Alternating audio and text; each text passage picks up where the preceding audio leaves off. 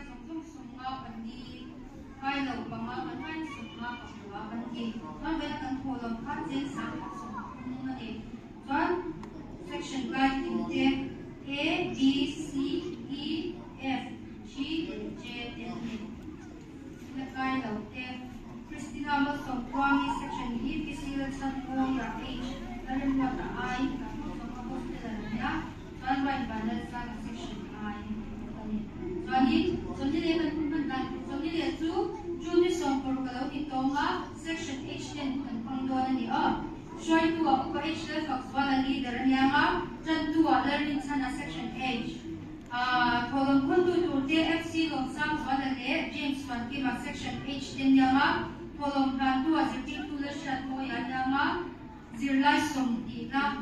Atiyan biak na kan buat itu dan zirdo ni John Inlock shwai tu zirpil tu le chuki madiang kan za shwai tu te keyboard Benjamin Lembel soma wang wana share denga guitar and dilan tu ya tinya za shwai tu te kan ma tu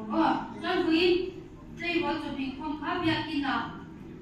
la kan rem do na bangin som pa ki le chan